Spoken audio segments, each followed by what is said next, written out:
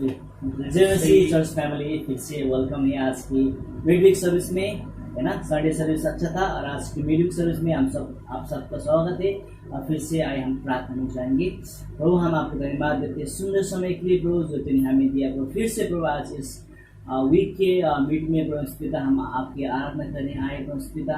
आज की सच में प्रभु इस हमारे मिडवीक के शुरू से अंत तक रहना प्रभु, और हम सबको प्रभु को आशीष देना। हम तेरी आराधना और तेरी स्तुति और तेरी महिमा करते प्रभु पिता। फिर से प्रभु इस आराधना और स्तुति से प्रभु तेरी महिमा को हम प्रार्थना करते यीशु मसीह के नाम से, आमेन आमेन। आइए चर्च, हम तेरा प्यारे महान तेरा प्यारे यहाँ ये गाना गाते गाते आराधना में जाएंगे, आमेन।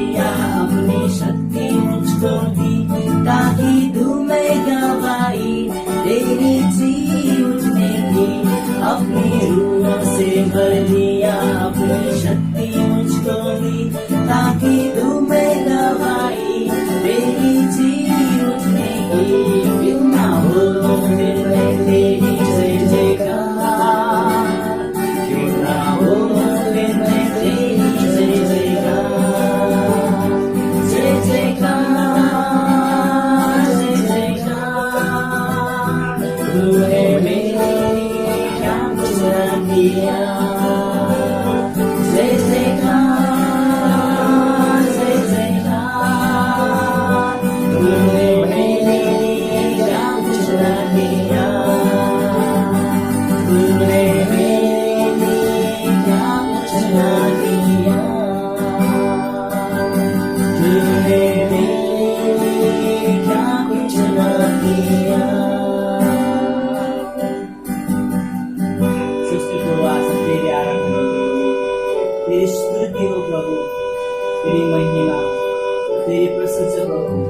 हामी बसेका परमेश्वर, तू पवित्र हो, तो पवित्र प्रभु,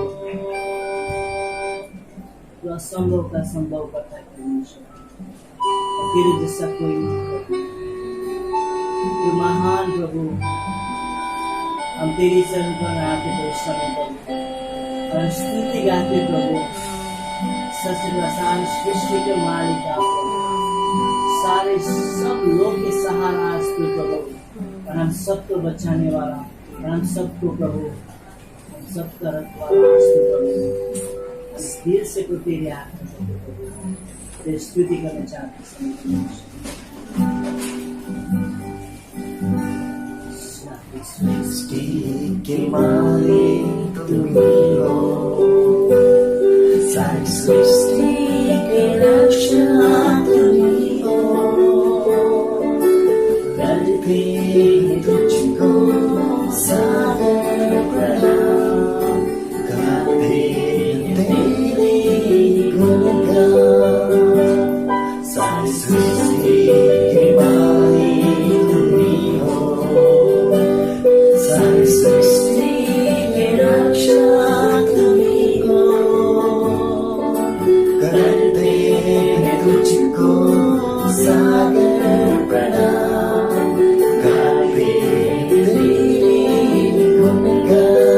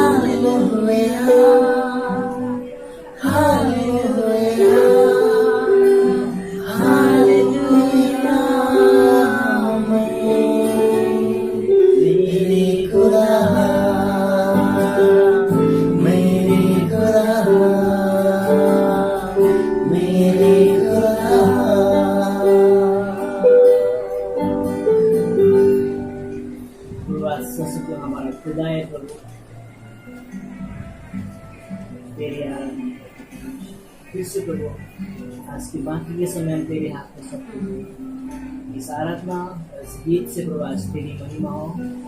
प्रार्थना करते हम सबके हृदय की तैयार कर प्रभु आज के वचन के लिए और उस वचन से हमें बात करें। प्रार्थना करते यीशु मसीह के नाम से आमीन।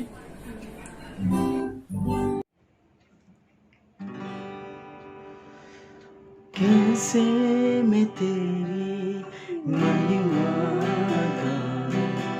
शब्द भी कम पड़ जाए, लिखने बैठूं तेरी बातें, कागज मेरा समा, कैसे मैं तेरी महिमा गाऊं, शब्द भी कम पड़ जाए, लिखने बैठूं तेरी बातें, कागज मेरा समा, आश्चर्य तेरे जग में इतने, कैसे मैं उनको बयान करूं, आश्चर्य तेरे जग में इतने, कैसे मैं उनको बयान करूं, तेरी प्रशंसा करूं, तेरी प्रशंसा करूं, धन्यवाद करूं, धन्यवाद करूं।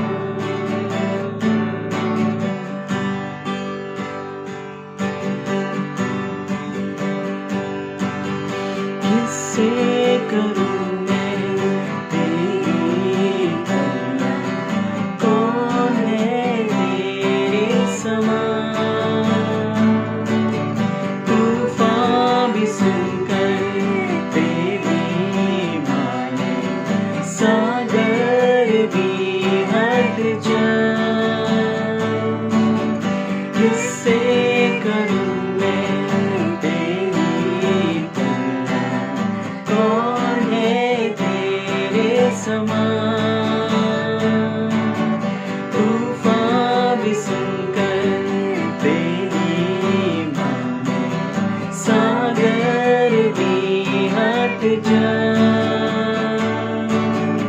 आश्चर्य तेरे जग में इतने, कैसे मैं उनको बयान करूं, आश्चर्य तेरे जग में इतने, कैसे मैं उनको बयान करूं, तेरी प्रशंसा करूं,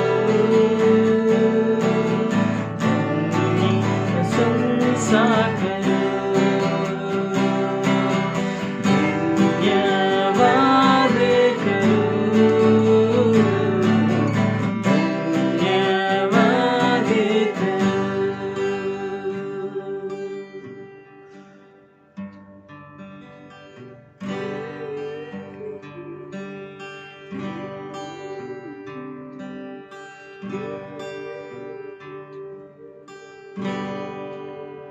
Amen.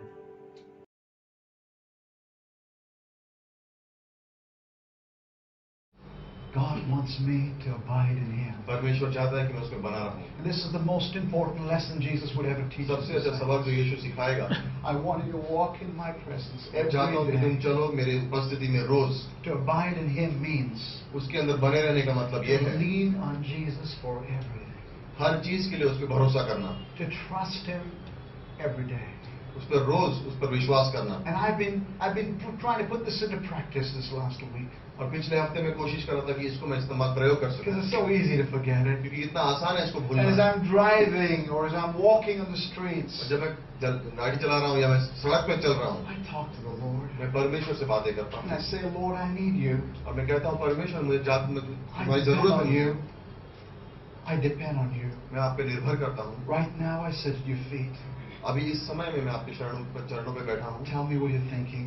कहो मुझे आप क्या सोच रहे I हैं। trust in you. मुझे आप पर विश्वास I है, lean on you. मैं आप पर भरोसा रखता हूँ। This is what it means. इसका यही मतलब है, That very practically that we're connected with Jesus. इसका यही मतलब है कि हम जुड़े हुए हैं परमेश्वर के संग। Lean not on your own understanding. अपनी समझ पर भरोसा मत In all your रखो। ways acknowledge Him and He will direct your path. सारे रास्ते में उसको मानो, वो तुमको रास्ता Jesus दिखाएगा। said, come unto me. और यीशु ने कहा आओ मेरे पास, all who are heavy laden, वो सब जिनके ऊपर बोझ है, come into my presence. मेरी इस उपस्थिति में आ जाओ, That has never changed. जो कभी बदली नहीं है। Jesus still says, come believers, come into my presence. और आज भी यीशु कह रहा, आओ विश्वासियों, मेरी उपस्थिति में आओ And I will give you rest. और मैं तुम्हें आराम दूंगा। Take my yoke upon you. मेरा योग अपने ऊपर ले लो। Oftentimes, बहुत बार people misunderstand the word, take my yoke upon you. बहुत बार लोग ये योग जो कहते हैं, They always think about two cows, two oxen. जुआ, They think of two oxen. वो सोचते हैं दो You are one oxen and Jesus is the other oxen. कि तुम एक हो और एक जानवर की जगह एक जगह तुम हो और एक जगह यीशु है, And Jesus is carrying the yoke.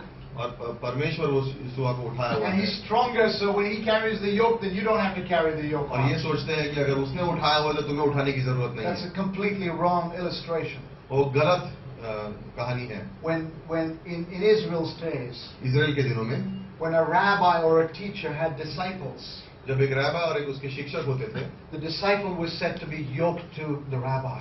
और शिष्यों कहा जाता था कि वो जो शिष्य थे वो रैबा के संग जैसे जुड़े हुए, जैसे Acts chapter कुएं बने हुए 15 थे। verse 10.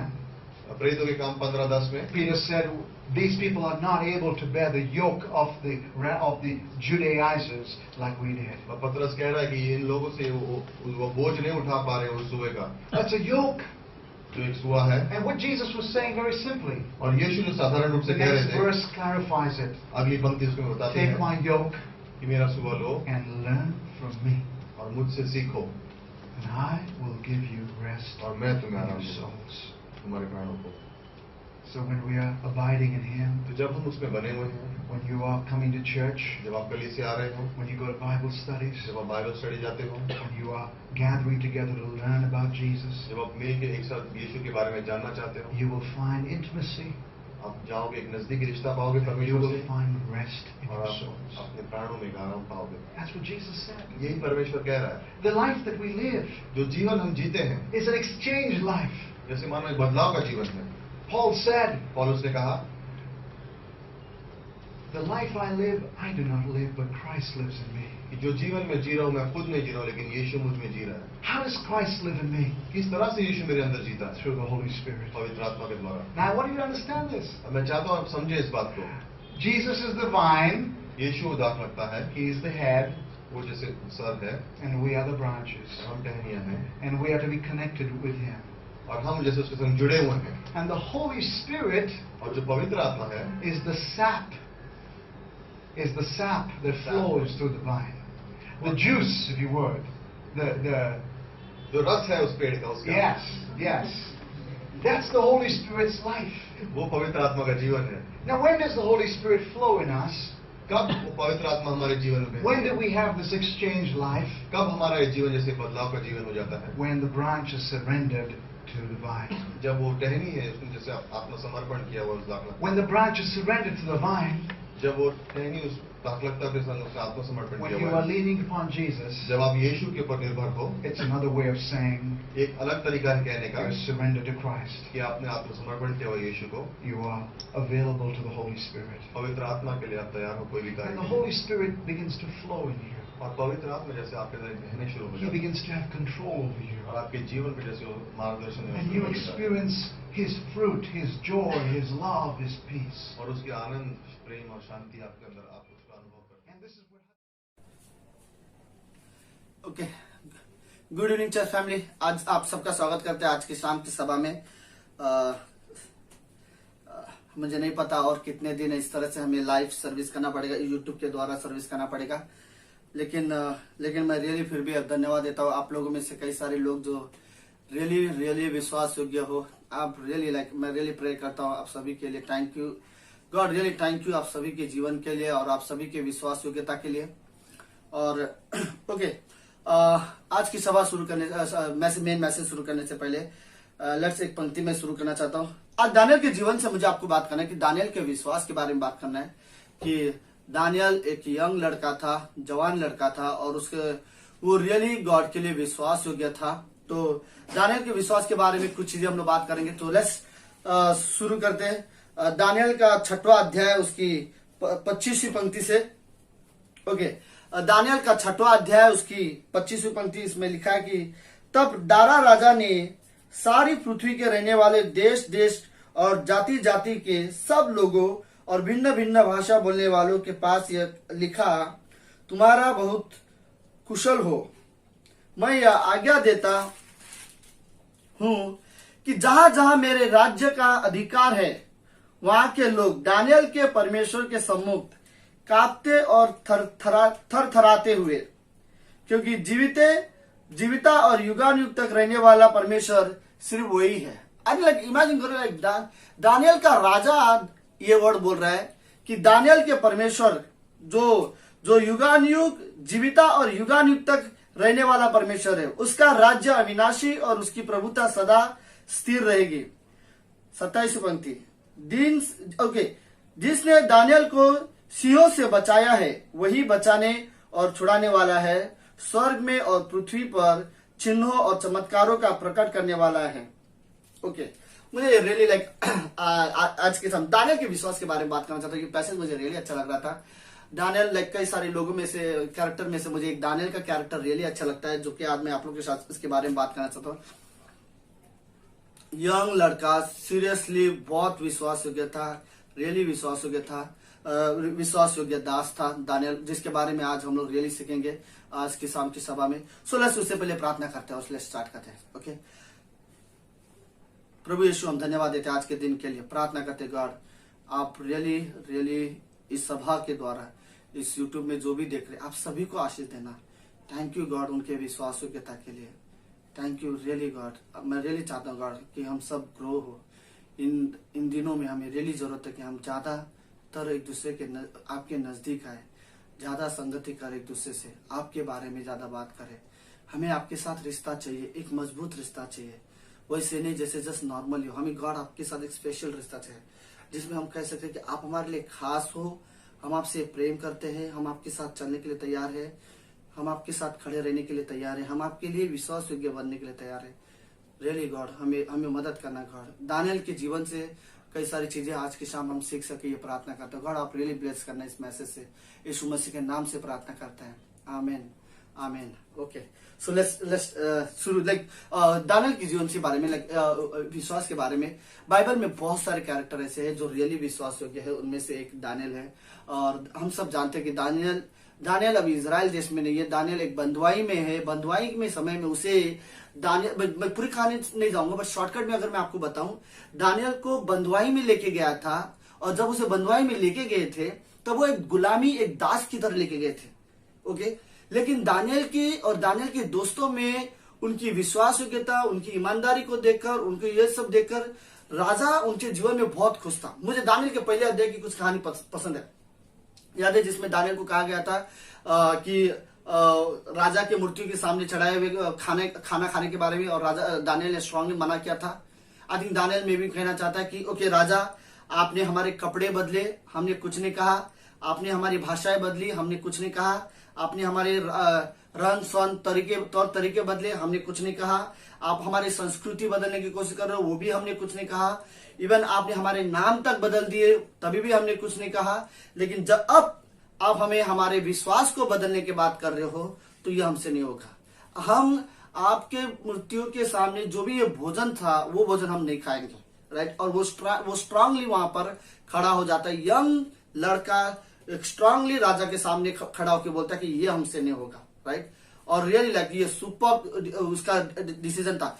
लेकिन मैं खास बात बताऊं, इतना होने के बावजूद भी अगर मैं आपको बताऊं कि राजा ने पूरे देश में 120 लोगों को चुना था, जो पूरे देश में जाए और सभी के लोगों के हालचाल, लोगों के कमी घटी, हर एक डिटेल को लेके आए, और उनके ऊपर देख रहे एक अध्यक्ष करके, अधिपति करके करीब करीब 120 लोगों को उनके ऊपर रख दिया था राजा ने। और उसके बाद उन्हीं में से उसने और 3 लोगों को, राजा ने और 3 लोगों को, इन 120 लोगों के ऊपर और 3 लोगों को रखा था, जिनमें 2 और थे और एक तीसरा दानियल था। और इतना ही नहीं, फिर दानियल ये भी कहता है कि राजा ये कहता है कि दानियल के स्वभाव को और उसके फेथफुलनेस को, उसके विश्वास योग्यता को, और इवन वो पंक्ति अच्छी है। ओके, तीसरी पंक्ति में बोलता है कि उसके अंदर एक उत्तम आत्मा थी, राइट। और उसको प्रतिष्ठा मिली थी। और राजा ये भी सोचता था कि मैं दानियल को इन तीनों से भी ऊपर रखूं। तो कहने का मतलब ये है, बंधुआई में आया हुआ एक लड़का है जो अपने देश का नहीं है, जो राजा को पसंद है, और राजा ने अपने देश के ऊपर, प्रजा के लोगों के ऊपर 120 लोगों को लीडर नियुक्त किया, और इन 120 लोगों के ऊपर उसने और 3 लीडर नियुक्त किया, और उसमें दानियल का नाम भी आता है। और इतना ही नहीं, इन तीनों के ऊपर दानियल ने, इन 3 मेन लीडर के ऊपर दानियल को उसने और बड़ा रखा, और बाकी लोगों को उसने उसके अंडर में रखा। और इस तरह से राजा उसके जीवन से खुश था। और 120 लीडर और वो बाकी 2 लीडर, टोटल 122 लीडर इस बात से बिल्कुल खुश नहीं थे, क्योंकि वो जो लड़का प्रधानमंत्री की तरह, राजा के बाद किसी का पोस्ट रहता तो वो प्रधानमंत्री का रहता है, वो लड़का प्रधानमंत्री की तरह, वो लड़का हम सभी के ऊपर कंट्रोल, हम सभी के ऊपर करता है। और राजा जो कुछ करना चाहता है उसके द्वारा करता है, उसके द्वारा राजा मैसेज हम लोग को भेजता है। और वो राजा का खास आदमी बन के बैठा है। और ये बात वहां के किसी लोगों को पसंद नहीं आता। ओके,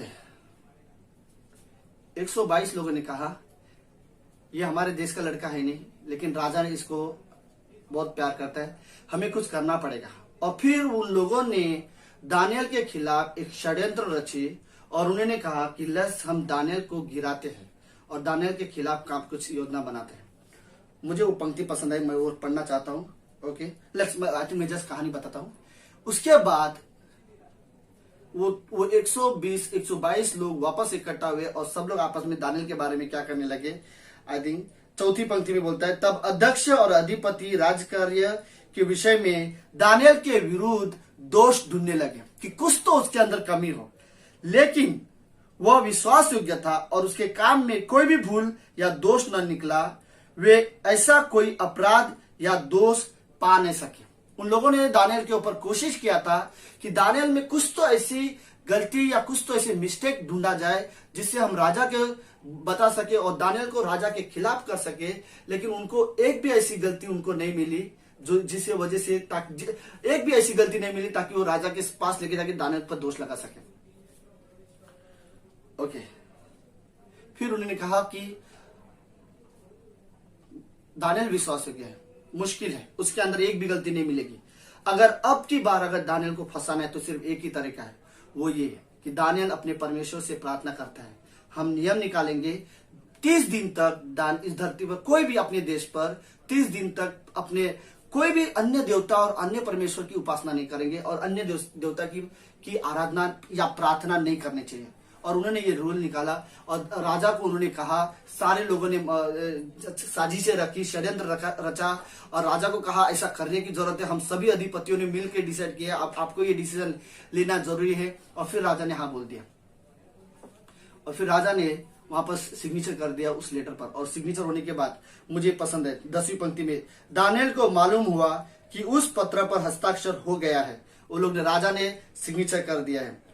फिर भी तब वह अपने घर में गया जिसकी ऊपरी कोठरी खिड़कियां परमेश्वर के सामने, यरूशलेम के सामने खुली रहती थी, और अपनी रीति के अनुसार जैसा वो दिन में 3 बार प्रार्थना करता था, परमेश्वर के सामने घुटने टेक कर प्रार्थना और धन्यवाद करता रहा, वैसा वो भी करता था। जैसे वो करता था वैसे उसने प्रार्थना करना स्टार्ट किया, राइट। लेकिन उसकी जो प्रेयर थी वो नहीं रुकी। उसके बाद हम देखते हैं कहानी में कि उन लोगों ने दानियल के बारे में राजा से कहा और राजा शॉक हो गया। राजा बोलता है ये क्या हो गया, राइट। और राजा एक्चुअली नाराज हो गया था। राजा को रियली 14 पंक्ति बोलते हैं, राजा सुनकर उदास हो गया कि ये लोग दानियल के, और रात भर सोचता रहा दानियल को बचाने के लिए क्या करे, उसे कोई उपाय नहीं मिला। फिर फाइनली राजा ने कहा, वो 122 लोग फोर्स करने लगे और फाइनली राजा ने कहा ठीक है, इसे शेर के पिंजरे में डाल दो। ओके, शेर के पिंजरे में डालने के बाद राजा रात भर परेशान है। उसे रियली समझ में नहीं आ रहा है कि क्या करना चाहिए। राजा रियली समझ में नहीं आ रहा है कि उसे करना क्या चाहिए। फिर फाइनली राजा बिना खाना खाए रात भर जागा रहा, उसे नींद तक नहीं आई। दानियल क्या करता रहेगा, दानियल के बारे में सोचता रहा था। फिर जैसे सुबह हुई, हल्का सा उजाला आया, राजा दौड़ते हुए उस गुफा में गया और दौड़ते हुए उसने जोर से चिल्ला के आवाज दिया कि दानियल दानियल, क्या तेरे परमेश्वर ने तुझे बचा लिया। और फिर दानियल अंदर से आवाज देता है कि हाँ मेरे प्रभु मेरे परमेश्वर ने मुझे बचा लिया, क्योंकि मैंने मेरे परमेश्वर के खिलाफ कोई गलत नहीं काम किया और ना मैंने तेरे खिलाफ कोई गलत काम किया। फिर उसे बाहर निकाला और फिर राजा कहता है जिसने भी उनके खिलाफ षड्यंत्र रचे थे उनको और उनके फैमिली के साथ इसी पिंजरे में डाल दो। ठीक से उन्होंने डाला भी नहीं था पिंजरे में, पूरी रात दानियल था लेकिन कुछ नहीं हुआ। इनको जैसे डालते वैसे इनके हड्डियों के साथ इनको खा लिया। उसके बाद दानियल बोलता है जहां जहां मेरा राज्य है, मेरे लोग है, वो सब दानियल के परमेश्वर की आराधना करना चाहिए, क्योंकि वो एकमात्र जीवित परमेश्वर है, एकमात्र जीवित। वो वर्ड यूज करता है कि वो जीविता और युगानुयुग तक रहने वाला वही है, वही परमेश्वर है।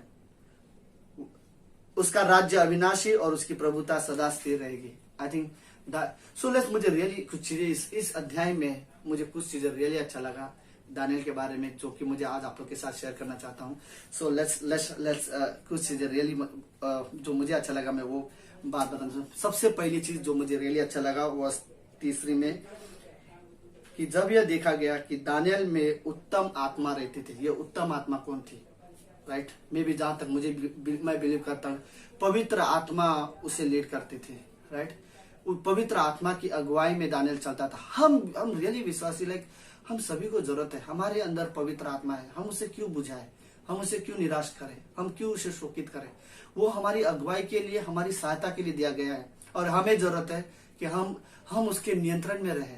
हमें रियली कि इवन सभी को पता चलना चाहिए कि इसके अंदर कुछ अलग आत्मा है, वैसा नहीं है जैसा ये नॉर्मली है। इसके अंदर कुछ तो अलग है जिसके वजह से ये बुराई को नफरत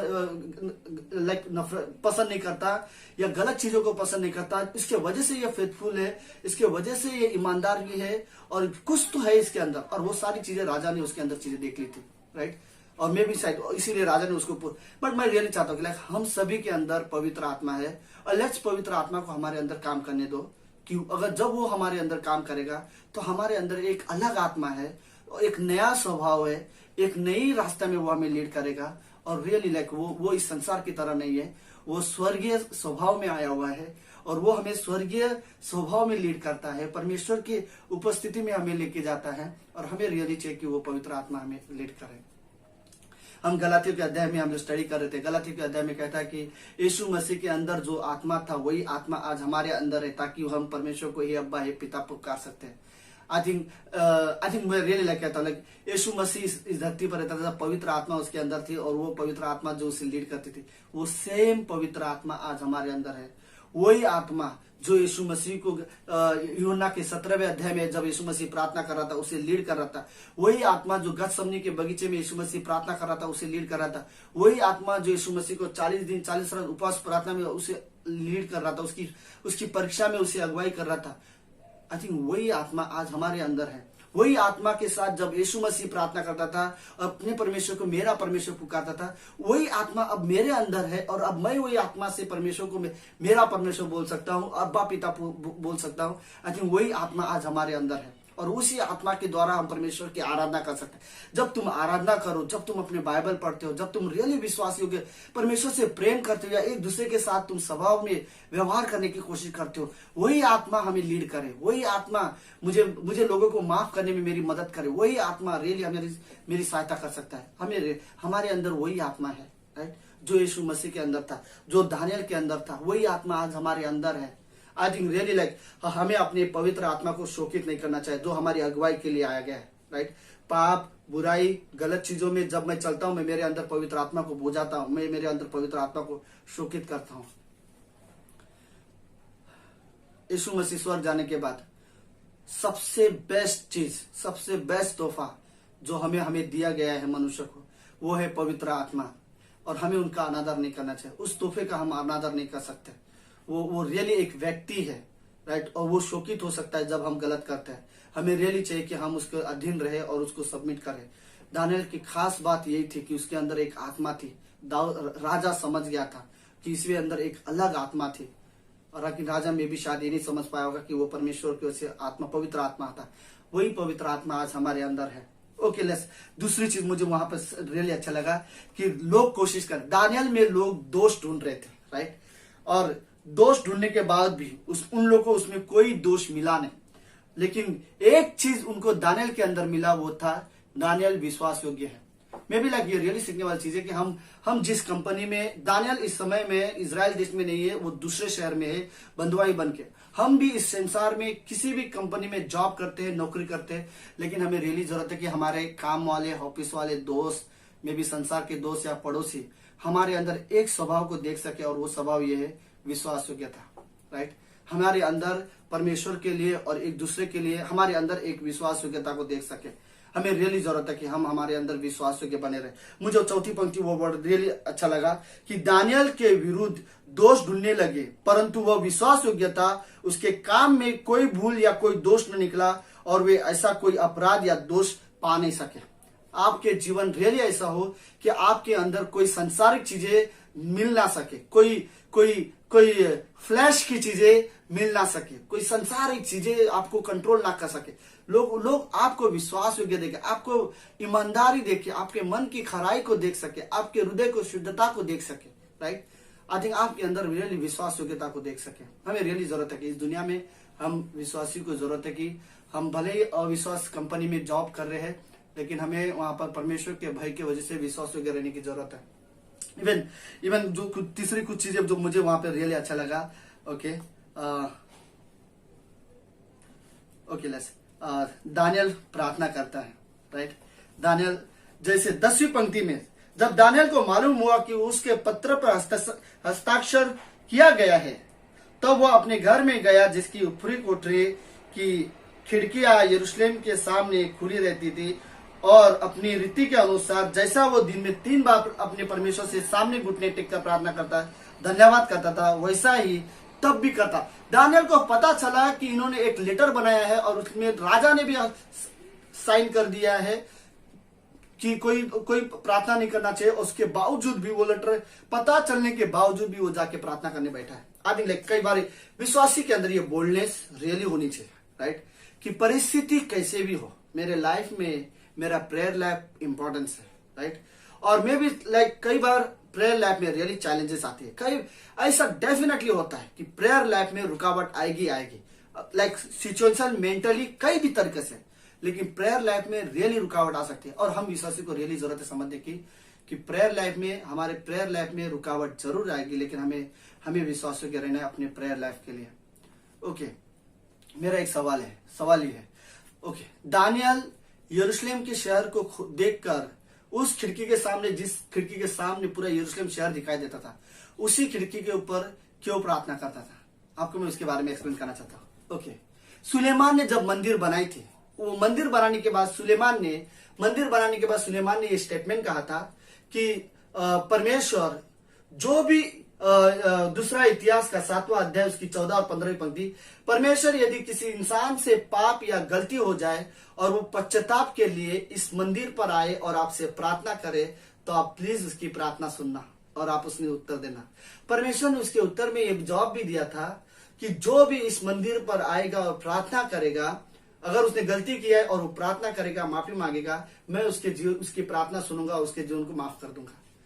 तो दानियल को पता है कि इजराइल बंधुआई में इसलिए है क्योंकि उन्होंने पाप किया है और उन्होंने गलती किया है, और इसके वजह से वो इजराइल में बाबुल देश में वो बंधुआई बन के बैठे हुए हैं। और दानियल अपने घर के कमरे में खिड़की खोलता है और उस खिड़की में देखिए यरूशलेम शहर में उस मंदिर वाले जगह को देखकर प्रार्थना करता है, क्योंकि परमेश्वर ने कहा था इस मंदिर पर जो भी रहकर प्रार्थना करेगा मैं उसकी सुनूंगा। ये खास रीजन था जिसकी वजह से परमेश्वर बाद में स्वर्गदूत को भेजता है दानियल से बात करने के लिए, और उसको सारे इजराइल के लिए आने वाले इजराइल की भविष्यवाणी के बारे में बात करता है। तो वो उस कहानी में मैं नहीं जाना चाहता। मैं रियली ये पॉइंट पकड़ना चाहता हूँ, वो ये कि प्रार्थना के बारे में रियली लाइक विश्वासी को जरूरत है। आपके सामने कितना भी प्रॉब्लम क्यों ना हो, कितना भी परेशानी क्यों ना हो, हमें रियली प्रार्थना तो करना चाहिए। ओके, मैं रियली लास्ट क्लोजिंग में मुझे कुछ चीजें बोलना चाहता हूँ। पहला वही है, राइट, ओके, परमेश्वर को ऐसे लोग चाहिए जो प्रार्थना करते हो। परमेश्वर को ऐसे विश्वासी चाहिए जो सिर्फ विश्वास नहीं करते लेकिन प्रार्थना भी करते हैं। परमेश्वर को ऐसे पास्टर्स चाहिए जो सिर्फ प्रीच नहीं करते लेकिन प्रार्थना भी करते हैं। परमेश्वर को ऐसे आराधक चाहिए जो सिर्फ गाना नहीं गाते लेकिन प्रार्थना भी करते हैं। इवन परमेश्वर को ऐसे सेवक चाहिए जो सिर्फ सेवा नहीं कर रहे हैं लेकिन वो पर्सनल लाइफ में प्रार्थना भी करते हैं। परमेश्वर को ऐसे मिशनरी भी चाहिए जो सिर्फ सुसमाचार नहीं बांटते हैं, वो प्रार्थना भी करते हैं। इसका मतलब प्रार्थना परमेश्वर के साथ समय बिताना, परमेश्वर से बातें करना है, राइट। जो इंसान प्रार्थना करने में जिनको बोर लगता हो, मैं कहूंगा उस इंसान को कि आप परमेश्वर से बात करने के लिए बोर हो रहे हो, क्योंकि प्रार्थना का मतलब है परमेश्वर से बातें करना, राइट। कम्युनिकेशन, परमेश्वर के साथ बातें करना, और इस चीज से हम कभी भी बोर नहीं हो सकते। इवन मैं ये भी बोलूंगा, जो इंसान रियली प्रार्थना करता है, राइट, उसका परमेश्वर के साथ रिश्ता मजबूत है। उसका प्रेयर लाइफ ही साबित करता है कि उसका परमेश्वर के साथ रिश्ता कैसा है। किसी इंसान की पहली स्टेप में अगर देखो कि उसका परमेश्वर के साथ संबंध कैसा है, मैं उससे एक ही सवाल पूछूंगा कि मुझे ये मत बता तेरा लाइफ में कि परमेश्वर के साथ संबंध कैसा है, सिर्फ इतना बता तेरा प्रेयर लाइफ कैसा है, राइट। उसका प्रेयर लाइफ सही है तो उसकी प्रार्थना का जीवन भी सही है। इवन जिसका जो प्रार्थना करने वाला विश्वासी है वो परमेश्वर से ग्रहण करता है, क्योंकि वो परमेश्वर की उपस्थिति में जाता है। आई थिंक रियली लाइक विश्वासी को प्रार्थना करने वाला व्यक्ति बनना चाहिए। और लास्ट में मैं वर्ड कहूंगा कि जो प्रार्थना करता है वो रियली आत्मिक है, क्योंकि वो रियली प्रार्थना करता है, राइट। और इसी प्रार्थना की वजह से वो स्ट्रांग हो सकता है। हम विश्वासी को रियली चाहिए, जरूरत है कि हम प्रार्थना करने वाले बने, राइट। इवन लाइक मुझे रियली लाइक दानियल की कहानी पसंद है, लाइक मुझे रियली प्रेयर चाहिए। और मुझे सबसे अच्छी चीज दानियल की लाइफ में वो ये लगा कि दानियल के ऊपर दोष ढूंढ रहे थे, लेकिन एक ही चीज मिला, वो ये दानियल विश्वास योग्य है। आई थिंक में भी शैतान में भी दुष्ट आत्माएं में भी सांसारिक चीजें में भी कोई और आपके दोस्त, कोई भी आपके अंदर दोस्त ढूंढे तो ढूंढने दो, लेकिन लास्ट में जब वो पूरा छानबीन करे या ढूंढे तो उनको एक चीज तो जरूर मिलना चाहिए कि वो ये आप विश्वास योग्य हो, राइट। हमें रियली जरूरत है कि मैं रियली लाइक दानियल की लाइफ से मैं प्रेयर लाइफ सीखना चाहता हूँ। मुझे रियली प्रेयर लाइफ चाहिए, राइट। गॉड चाहता है कि मैं प्रार्थना करने वाला व्यक्ति बनूं, परमेश्वर के साथ समय बिताने वाला और बात करने वाला व्यक्ति बनूं। हम सभी को जरूरत है कि हम प्रार्थना करें, हमारी जरूरत है प्रार्थना, राइट। परमेश्वर के साथ समय बिताना, प्रार्थना करना हम सभी को जरूरत है और हमें करना चाहिए। सो लेट्स प्रार्थना करते हैं। थैंक यू सो मच इस सभा में आपके विश्वास योग्यता के लिए। लेट्स प्रार्थना करते हैं। Thank you God, thank you so much, धन्यवाद। आपकी स्तुति हो, आपकी प्रशंसा हो गॉड। हम रियली सीखना चाहते हैं गॉड, हम रियली आपकी महिमा करना चाहते हैं, हम आपकी प्रशंसा करना चाहते हैं, आपकी स्तुति करना चाहते हैं इस सभा में God. Thank you so much विश्वास योग्यता के इस देश में, इस राष्ट्र में जो भी परेशानी, जो भी हालात है, यीशु मसीह के नाम से जल्दी छुटकारा मिले गॉड। हम दोबारा कलीसिया मिल सके, दोबारा संगति कर सके, दोबारा हम आपकी महिमा आराधना कर सके गॉड। हमें आपकी जरूरत है परमेश्वर पिता, हमें आपकी रियली जरूरत है। थैंक यू सो मच परमेश्वर, thank you God, thank you विश्वासों के लोगों के लिए आपकी महिमा हो। प्रार्थना यीशु मसीह के नाम से करते हैं, आमेन, आमेन।